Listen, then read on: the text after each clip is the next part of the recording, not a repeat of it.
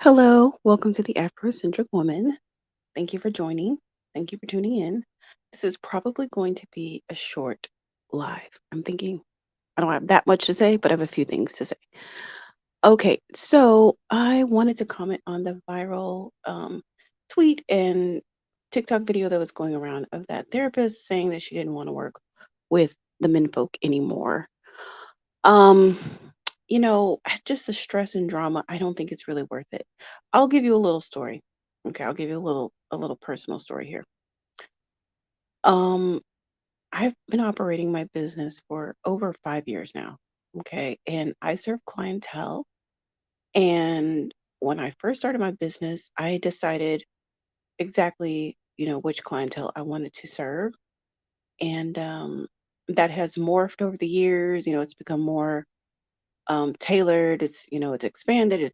Become more tailored. I've changed. I'm a little less, conservative than I've been in the past. So things have changed. But one thing I know, there's just certain smoke that you just don't want in life.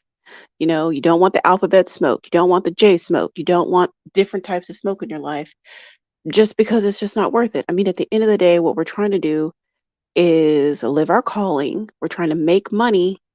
We're trying to turn a profit. We're trying to be safe, and we're trying to do all this at the same time, try to have a sustainable living.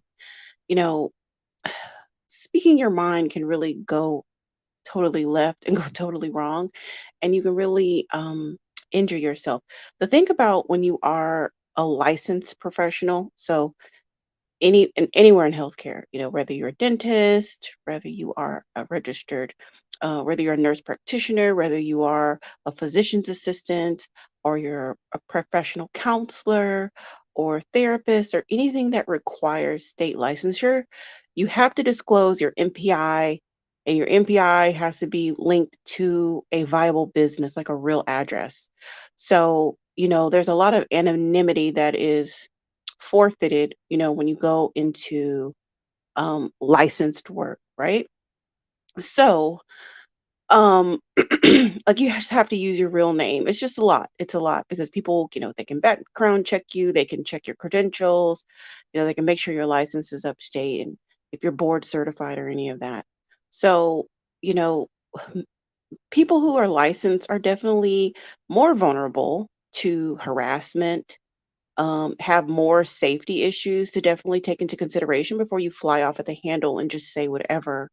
I mean, this can extend also to teachers, anybody in the education field, anybody in public service, whether you work for the city or the state, or the county, right? All that, a lot of that information is public record, and can be easily traced and you can be easily found. And there are just certain demographics that have nothing to lose and that they'll just totally, they can, they can devote their lives to harassing you. And um, I'm gonna have to call her back. And yeah, so they can devote their lives to harassing you, threatening you. We're seeing incel violence on the rise. We're seeing, people kind of wanting to go out in a blaze of glory, taking off who they see as the quote enemy. And so it's just real out here in these streets. And so we really have to be strategic as a Black woman and really think about, is this really the sword that you want to die on? Is this, is it really worth it? What are you trying to achieve? Are you just blowing off steam? Are you just venting? Could you just vent to your girlfriends in private? You don't have to vent to the world about your frustrations with certain demographics. You don't have to do that. You can vent privately, to your friends or vent anonymously, but definitely don't attach your name, your profession, and your venting all in the same swoop. It's just not wise. What you can do if you decide that you want to focus on a certain level of clientele, and this has worked for me over the past over 5 years, is make your business extremely, like when you do your branding, you're going to make your business extremely representative of the clientele that you want to serve. So let's say it's Black teen girls. Okay, let's just say I only want to serve Black teen girls. So you're just going to put that in your mission. We are here to serve Black teen girls in XYZ, da da da da da da. And then all of your pictures, all of your marketing is going to have Black teen girls.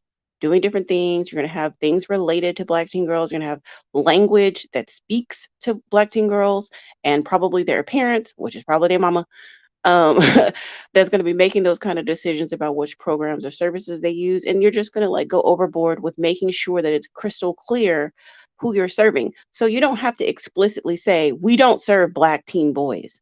You don't have to say that. It's implicit in the mission that you're saying. You see what I'm saying? It's implicit in how you're communicating things. And when people go to your website, it's going to be very obvious who it's for, and make sure like all the programs are centered around them, like the things that they're interested in and like the types of language and the types of activities that they would be into. I don't know what Black teen girls are into these days, but um I don't know. I don't think they're into crocheting, but I can't think of anything better. So let's just say crocheting. So you're gonna have like a program about crocheting. You're gonna have a program about natural hair care. You're gonna have a program for, um, picking out a prom dress or something. Everything related to serving the population that you want to serve. So if someone has a teen boy and they go to your website and they start clicking around and they're like, I want to find a mentor. I want to find some services for my son, and they're like, "Oh, well, he doesn't need a prom dress. Well, he doesn't crochet. Well, he doesn't, da da da da. This is not right for us." And so they will exclude themselves. So whenever you're creating your business, especially if you're licensed professional, um, center your business around who it is that you want to serve and make it very obvious. And that way you don't have to go on the record being discriminatory of anyone. Okay. There's a lot of people that move in silence that have all kinds of stuff. Nepotism, they only hire people in their own community, or they only hire people in their own religion. And we know it and we see it, but we can never prove it. And we can never prove it because they move so stealthily. They move so strategically that we can never prove our point. It's hard to try these nepotism cases and discrimination cases and stuff like that. It's hard because there's lots of communities that are really smart about how they do that. And Black women are going to have to just it's great that we're becoming awakened and starting to have our boundaries, but this um blabbermouth or verbal vomit is got to be reined in if for the betterment of the whole. Okay, for the betterment of the collective, that has to be reined in. You have to think about, what kind of image it is that will be helpful to us to project and to portray. We have to think about that, because we can make strides, but we definitely don't want to take any steps backward. So it's wise to be mindful about the words that you put out publicly, especially when it has to do with your livelihood and safety. I've talked about safety on this channel for a long time because it is a real issue. Um it just is. It's very real in these streets. Like it's usually not worth confronting, like having a confrontation or arguing or being stating how you really feel about something. It's better that you feel however way you feel and then privately just go do whatever it is that you need to do, whatever that is. I mean, there's a lot of things that you can do to F someone's life up in private. Okay. There's a lot of things that you can do to F someone's life up in silence and they wouldn't even know what you're doing. That's kind of where we need to be moving into that direction, as opposed to having these like emotional outbursts. It's about emotional maturity, and it's really about being focused on what it is that we're trying to achieve. Even in your individual life, be it your livelihood, developing a thriving business or a thriving practice or a thriving organization, whatever you're doing to provide for yourself and for your family, to protect that and keep that safe and keep that viable, protect your own person, yourself, your loved ones, your family. And so when that becomes the focus, sharing how you feel on a whim can fall to the wayside because it becomes much less important than the bigger picture, you see. So, that's what I wanted to come on here and share. I'm not encouraging, I'm not saying that you need to serve everybody or be an expert in everything. But what I'm saying is that the way you go about it is where it takes, some intention. Because there's a way you can do most everything that you need to do, without shooting yourself in the foot, without harming yourself, and without opening yourself up to harm. I don't think a lot of women don't realize how dangerous these rogue males are. They're unstable, they're unhinged, and have nothing to lose. Absolutely nothing to lose. Nothing to lose. I mean, they're going out in blazes of glory on Facebook all the time. This is becoming like the new trend. I'm going to live stream myself committing violence upon my exit. And guess what? And then their little incel friends, they all praise them in the end. And so that just incentivizes more situations like that. So, yeah, I mean, I remember seeing a woman, I think she was doing something on Instagram. I might have posted this like a couple years ago.